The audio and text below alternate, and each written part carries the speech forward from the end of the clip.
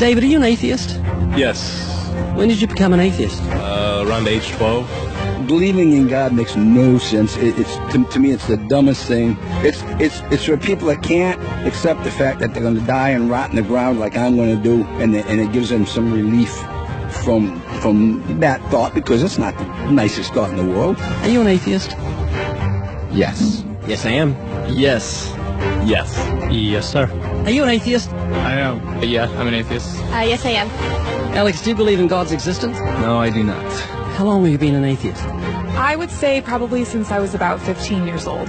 So you don't believe in the existence of God? No, not really. What happened when you were 15? I started questioning things, and I really just started to think about the logic behind everything. For the most part, we are not shown the evidence for there being a higher power. If we were, I almost guarantee that almost every atheist would immediately agree to there being a higher power. Are you atheists? Yes. Why? Well, I just haven't seen enough evidence, I suppose. I grew up in a Christian family, and just over the few years during high school and as I grew up, I just realized that there wasn't a lot of evidence to support that belief system. Are you open to evidence? I think I am open to evidence. It just would have to be extraordinarily compelling, like out of this world compelling. If you could be given evidence, reasonable evidence, would you listen to it? Yeah, I would. You're someone who has no faith or no belief in a higher power or a creator, but if you were shown evidence, you would change your mind because you're open. Absolutely.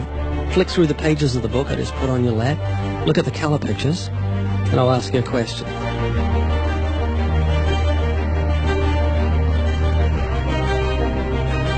Do you believe that book could happen by accident, that nothing produced the color pictures in the book, that red, orange, yellow, green, blue, indigo, violet ink fell from the sky and formed itself into those beautiful pictures, and then black ink fell from the sky, or from nowhere, and formed itself into coherent words and sentences, capitals and periods and commas, making sense, page numbers fell from the sky, all in order, and then it bound itself and formed itself into a cover with artwork, and there we have a book.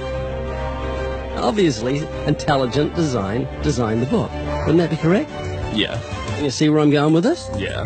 Tell me, what is DNA? What is it? Deoxyribonucleic acid. And it's what makes up our bodies and our cells and everything that makes us who we are. DNA is like our biological code, kind of like binary zeros and ones. Information about us, who we are, what makes us, parts of us, how we look, how we're built, everything like that. Your genes instructed your cells how to make your eyes and what color your eyes should be, and your hair and your height and your personality. Scientists call it the instruction book for life. Basically.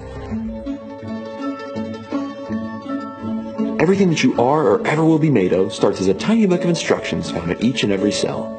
Every time your body wants to make something, it goes back to the instruction book, looks it up, and puts it together. The book of you would have 46 chapters, one for each chromosome. Each of our book's 46 chapters is between 48 and 250 million letters long. That's 3.2 billion letters total. This is the secret language of DNA. This is the book of life. Instruction book for life. Yes. Instruction book for life. Yes. DNA is made up of genes, and genes give instructions to the cells as to how your body should grow. Did you know that those instructions, the instruction book of your DNA, just your DNA, was laid out end for end, would go to the sun and back a number of times? That book of instructions is so comprehensive. DNA is the genetic information encoded in the cell of every living thing that instructs our cells how to grow and how to function. It's our genes that determine whether our skin will be dark or light, have brown or blue eyes, or red or green or yellow, have red hair, be brunette or blonde, be tall or not so tall, or the color of our feathers if we're a bird. Whether we're humans, fish, animals, insects, or plant life, the way our bodies look and operate has all been pre-written in the amazing book of our DNA. What do you think of the mentality of someone who believes a book fell together without a bookmaker? Well, they would be crazy. Do you think a book could make itself? No, I don't. Of course not. No. Utterly impossible. Yes. If anything can happen by accident. I mean, from nothing. Couldn't happen, could it? I don't think so. It'd be impossible. It would be like saying an explosion caused everything that makes a 747 airplane to all just come together by accident without some intelligent thought behind it. That's a good point. Do you believe DNA happened by accident? No, I think that it developed over the course of many, many millennia of evolution and development. DNA exists in every living thing. Its origins don't matter. The fact that there is intelligent information tells us there must be an intelligent designer. Is this making you think? It is, and I do think about it from time to time. It's just, yeah, it's complicated, definitely. Well, DNA's complicated, but the point I'm trying to make is very simple. Book designer, bookmaker, DNA, intelligent designer. God. Does that make sense? Yes. You're an atheist? I am. What would you think of the mentality of someone who thought a physical book could make itself? I think that'd be silly. Of course it can't make itself. What would you think of the mentality of someone who believed the instruction book for life, DNA, made itself? I think it'd be silly as well. It would need investigation. That's atheism. Absolutely. And what would you think of the intelligence of someone who believed the instruction book for life made itself? Low intelligence level. DNA happened by accident? Probably not too smart. DNA couldn't make itself. It's impossible. Does that make sense? Yes. Is this making you think? Yes. And what would you think of the person who believed that DNA, the instruction book for life, happened by accident? We're not just talking about human beings, we're talking about every form of life. Fleas, cats, dogs, elephants, cows, horses, trees, plants, everything has DNA, the instruction book for life, which makes the book in your hand just seem feeble compared to the infinite intelligence that must have put the instruction book for life together. Can you see what I'm saying? Yeah. Do you believe DNA happened by accident? I believe it could. Explain it to me, how a program could make itself out of nothing on how to make a human eye, giraffe size, elephant size, cats, dogs, puppies, flowers, birds, trees. Every living thing has DNA that's so complex, it's mind-boggling. It must have been a genius beyond any human reasoning that put it together. And to say it happened by chance is infinitely sillier than saying a physical book happened by chance. All I'm doing is reasoning with you. I'm not arguing. I don't want to win an argument. I'm just saying I want you to concede something that's absolute common sense. You're an atheist, so you believe the scientific impossibility that nothing created everything. I mean, it can't be nothing. We all have to start from some point. I wouldn't say nothing created it. There had to be something there in the beginning. You like Richard Dawkins, don't you? Well, I mean, yeah, I like him.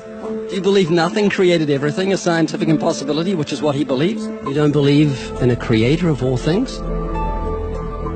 If he says that, I think it's a very strange thing to say. Well, he says it. It's insane. Nothing can't create anything because it's nothing. There has to be something in the beginning. Nowhere in our history of human reality has something kind of just appeared out of nowhere. Do you believe that nothing created everything? No, because nothing can perform actions. That makes no sense. It's a default position. If you're saying nothing created everything, then you're agreeing with Richard Dawkins. You're mischaracterizing Richard Dawkins, because Richard Dawkins, I'm sure he didn't say that. That seems ridiculous. Professor Richard Dawkins, arguably the world's most high-profile atheist, believes that in the beginning there was nothing, and that nothing created everything. As he attempts to justify this belief, admitting that it defies common sense, the learned professor calls nothing something. Watch the reaction of his audience. Of course it's counterintuitive that you can get something from nothing. Of course common sense doesn't allow you to get something from nothing. That's why it's interesting. It's got to be interesting in order to give rise to the universe at all. Something pretty mysterious had to give rise to the origin of the universe. It's exactly what's meant by nothing, but whatever it is, it's very, very simple. Why is that funny? Well, I think it's a bit funny to be trying to define nothing.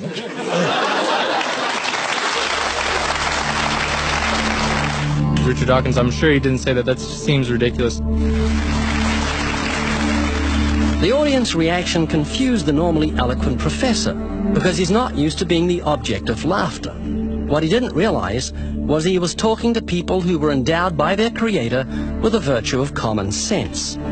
This was just another case where the emperor has no clothes. Someone should tell this man who has deceived millions, "You're talking foolishness." Is that what you believe? I mean, it can't be nothing. We all have to start from some point.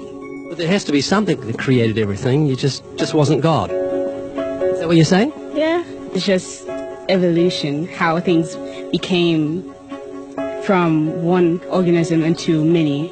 But that doesn't solve your dilemma of the initial cause. There has to be an initial cause. If there was a big bang in space that from there issued cats and dogs and horses and cows, the sun, the moon, the stars, the seasons, and all this marvel of creation came from a big explosion, what caused the explosion, and where do the materials come from the explosion, and why is there such incredible order from the explosion? Every explosion I've heard of creates chaos, not order. That makes sense? Oh, yeah. This is what you're looking for if you were looking for truth. This is your information that you need to say, well, that's logical. How could all this design from the atom to the universe, an incredible order, just happen by accident? Because an atheist actually believes nothing created everything, which is scientifically impossible. I'm trying to say, Haley, I just want you to think. You're not just a blob of nothing, but it came from an explosion that created order, which is against nature. That means that you've got purpose and meaning in the universe. So it's not altogether bad news. I just want a relationship with whoever built me. This is too much, too weird that it happened by accident. It didn't happen by accident. I don't feel that.